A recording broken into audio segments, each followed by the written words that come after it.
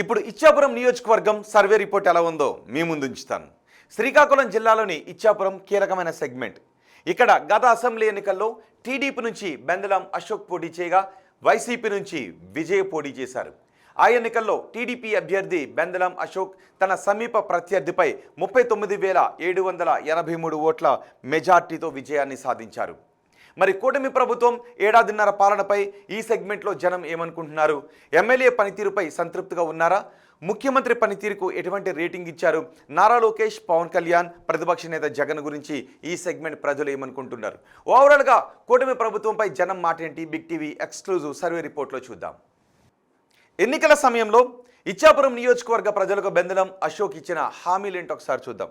Big TV screen పైన మీరు చూడొచ్చు. ఎన్నికల సమయంలో ఇచ్చిన హామీలు ఇవే. ఇచ్చాపురం రైతులకు సాగునీటి ప్రాజెక్టును నిర్మిస్తాము అంటూ హామీ ఇచ్చారు రైతుల కోసం. అలాగే కొబ్బరి రైతులకు కోకోనట్ పార్కును ఏర్పాటు చేస్తామంటూ చెప్పారు. ఇక జీడి పనస పంటకు మద్దతు ధరను కల్పిస్తాము అంటూ హామీ ఇచ్చారు. అక్కడ 2023లో బ్రిటిష్ కాలం నాటి వంతెన కూలిపోయింది.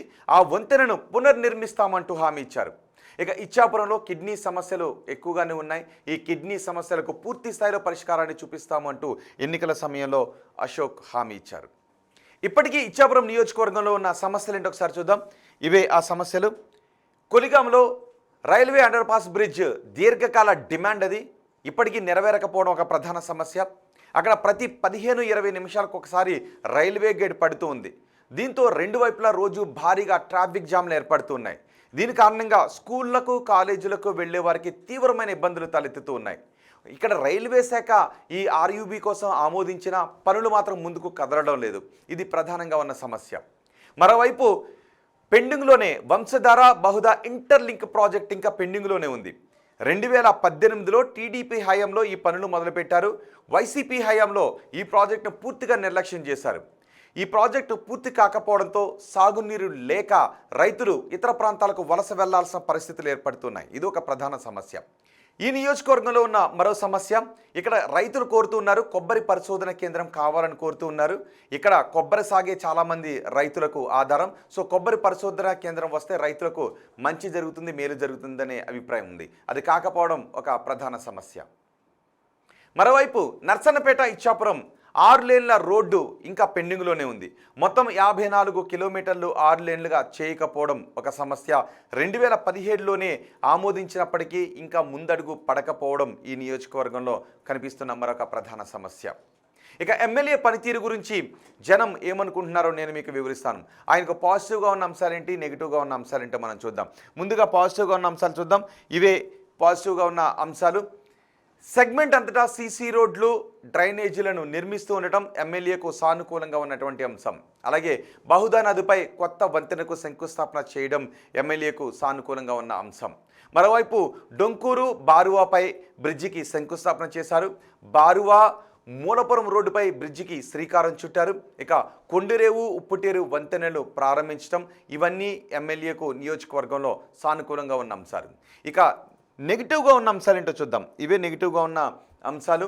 3 సార్లు గెలిచిన ప్రధాన పనులన్నీ ఇంకా పెండింగ్లోనే ఉన్నాయి అని ప్రజలు అనుకుంటున్నారు. అలాగే కొలిగాం రైల్వే అండర్ పాస్ బ్రిడ్జికి మోక్షం ఎప్పుడు అని జనం ప్రశ్నిస్తూ ఉన్నారు. ఇవి ప్రధానంగా నెగిటివ్గా ఉన్న అంశాలు. ఇక ఎమ్మెల్యే పనితీరుకు జనం వేస్తున్న మార్కులు ఏంటో చూద్దాం. చాలా బాగుంది అని 7.7% మంది అంటున్నారు. బాగుంది అని 42.3% మంది జనం చెబుతున్నారు. పర్వాలేదు అని 34.6% మంది జనం చెబుతుంటే బాగా లేదు అని 7.7% మంది జనం అంటున్నారు. అస్సలు బాగా లేదు అని ఇంకో 7.7% మంది చెబుతున్నారు. ఇక ముఖ్యమంత్రి చంద్రబాబు పనితీరుకు ఈ నియోజకవర్గ ప్రజలు వేస్తున్న మార్కులు ఏంటో మీరే చూడండి. చాలా బాగుంది అని 30.8% మంది జనం చెప్తున్నారు. బాగుంది అని 34.6% మంది జనం అంటున్నారు. పర్వాలేదు అంటున్న వారి సంఖ్య 26.9%గా ఉంది. బాగా లేదు అని 7.7% మంది జనం చెప్తుంటే అస్సలు బాగా లేదు అని ఇచ్చాపురం నియోజకవర్గంలో ఎవరూ చెప్పడం లేదు. ఇక ఓవరాల్గా ప్రభుత్వ పనితీరుకు నియోజకవర్గ ప్రజలు ఎన్ని మార్క్స్ వేస్తున్నారో చూడండి.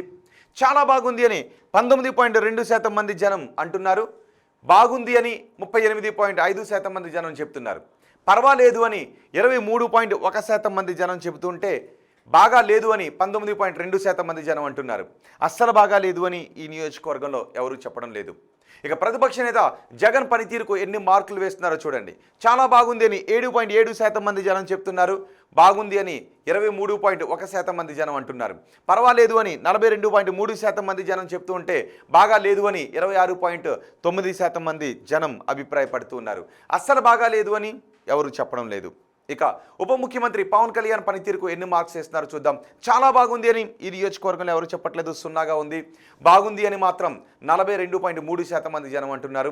పర్వాలేదు అని 42.3% మంది జనం చెబుతూ ఉన్నారు.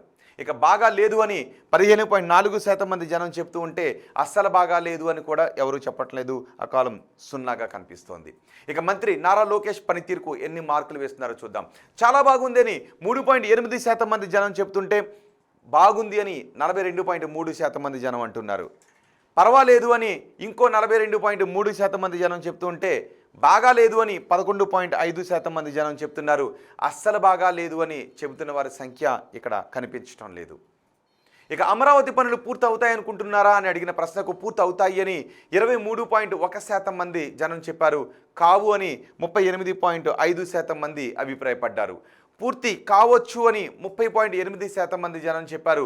తెలియదు అంటున్న వారి సంఖ్య 7.7%గా ఉంది. పోలవరం ప్రాజెక్టు పూర్తి అవుతుంది అనుకుంటున్నారని అడిగితే పూర్తి అవుతుంది అని 19.2% మంది జనం అభిప్రాయపడుతున్నారు. కాదు అని 42.3% మంది జనం అనుకుంటున్నారు. కావచ్చు అని 34.6% మంది జనం అంటూ ఉంటే తెలియదు అని 3.8% మంది జనం చెబుతున్నారు. కూటమి ప్రభుత్వంలో ఉద్యోగ అవకాశాలు పెరిగాయా అని అడిగితే పెరిగాయి అని చెబుతున్న వారి సంఖ్య 19.2%గా ఉంది. పెరగలేదు అని 76.9% మంది జనం అంటున్నారు. పెరిగి ఉండొచ్చు అని 3.8% మంది జనం చెప్తున్నారు. తెలియదు అని చెప్తున్న వారి సంఖ్య 0గా ఉంది. తెలియదు అని ఎవరు చెప్పడం లేదు. ఇక వచ్చే ఎన్నికల్లో వైసీపీ అధికారంలోకి వస్తుంది అనుకుంటున్నారని అడిగితే వస్తుంది అని 19.2% మంది అన్నారు.